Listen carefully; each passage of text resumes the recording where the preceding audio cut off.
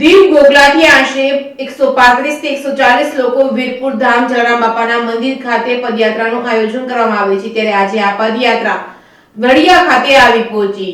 દીવ ગોગલાથી આશરે 135 થી 140 લોકો વીરપુર ધામ જલારામ બાપાની પદયાત્રાનું આયોજન કરવામાં આવે છે। આ પદયાત્રા છેલ્લા 12 વર્ષથી નું આયોજન થાય છે, જેમાં પહેલો પડાવ ઉના રાતવાસો કરી આ પદયાત્રા તુલસીશ્યામ, ત્યાંથી ધારી અને ત્યાંથી બગસરા થઈને વડિયા રાતવાસો કરી વીરપુર પહોંચે છે। 5 દિવસની પદયાત્રામાં નાના બાળકો પણ જોડાયા છે। આ યાત્રામાં 70 બહેનો સિવાય યુવાનો અને વડીલો મળી કુલ 140 લોકો થાય છે। પદયાત્રીઓને 5 દિવસની યાત્રામાં કોઈ જાતની તકલીફ પડતી નથી। ધૂન ભજન ગરબા કરતા કરતા ક્યારે દિવસ નીકળી જાય છે એ ખબર પડતી નથી। અત્યારે હાલ આ પદયાત્રા વડિયા ખાતે પહોંચી હતી। Reporting by Raju Kariya, Vadia.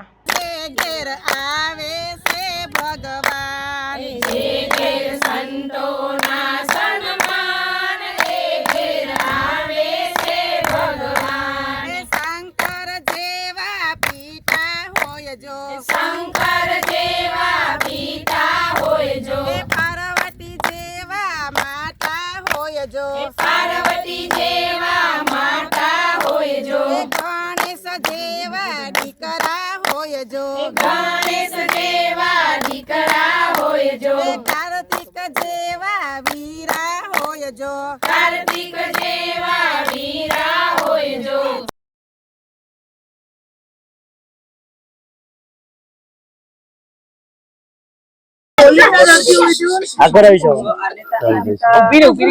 આવું નાનકડું એવું બાવ પણ પદયાત્રામાં જોડે કેવું છે બાવ?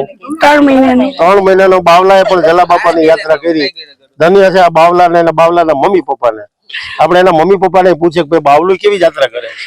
શું નામ બેન તમારું? મારું નામ મિતાલી, ગામ ગોગલા। ગોગલા થી દીવ ગોગલા થી તમે આ બાવને હારે લીધું છે? કેવો આનંદ આવે? બસ મસ્ત। કેવી આસ્થા જલારામ બાપા? બહુ ઈચ્છા, બાપાનો છે, કૃપા છે। તમે તો નસીબદાર, પણ તમારું છોકરું નસીબદાર। 3 મહિનાનું જો પદયાત્રા કરે આવા નસીબ તો કોઈ ના હોય। બાપાની એટલી દયા છે કે અમે પદયાત્રા કરીએ છીએ। એના પપ્પા પણ છે પદયાત્રામાં? નહીં, એ નથી એમ ને? સરસ। કેવી ખુશી પદયાત્રાની? બહુ ખુશી છે। કેટલા બહેનો છો? ગાતા બધા જાય, અમે 180 જણા છે, બધા ભાઈઓ ને બહેનો, નાના બાળકો સાથે બધા 180 જણા છે અમે। સરસ સરસ। તમારા બાવલું નસીબદાર કે 150 જણા હાથે જરી કઈ રોવા નથી દેતા ક્યાંય? અરે તો રોટલી રોટ બાંધતા કે ઉમરીઓ રોવા માંડ્યો, આ તો રોતું જ નહીં હોય। એવી જલારામ બાપાની કૃપા, જલારામ બાપાની જય।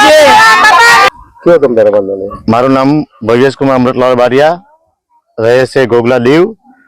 અમે છેલ્લા 15 વર્ષથી આ પદયાત્રામાં આવીએ છીએ।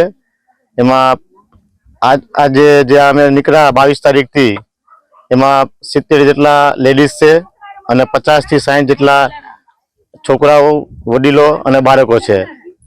અમે 22 તારીખે નીકળ્યા અને તે જ દિવસે ઉનામાં ખોડિયાર માતાના મંદિરે રાત્રે હોલ કર્યો હતો અને ત્યાંથી અમે સવારે નીકળ્યા તુલસીશ્યામ રાત્રે હોલ કર્યો, ત્યાં પ્રસાદી લીધી અને પછી સવારે 7 વાગ્યાથી ચાલુ કર્યું અને ત્યાં પછી અમે નીકળ્યા ધારી જવા।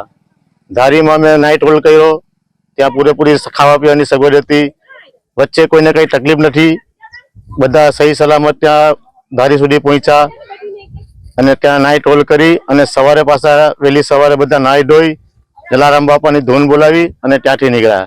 ત્યાંથી અમે સવારે જલ્દી નીકળ્યા, પછી સીધા બગસરા નીકળ્યા। બગસરા થઈ ત્યાં પણ બધા છોકરા, લેડીઝ બધા સહી સલામત હતા। અમારી સાથે નાના 2 બાળકો છે, એના માટે વ્હીલચેર નાનકડી છે અને દવાની સામગ્રી પૂરેપૂરી અમારી પાસે છે।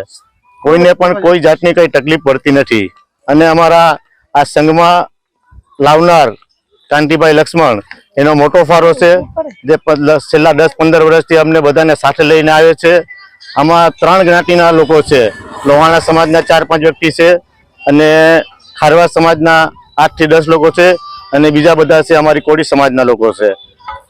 આ જાત્રા જલારામ બાપાની અસીમ કૃપાથી કોઈને કઈ થતું નથી રસ્તામાં અને બધા સહી સલામત પહોંચે છે। જય જલારામ, જય જલારામ।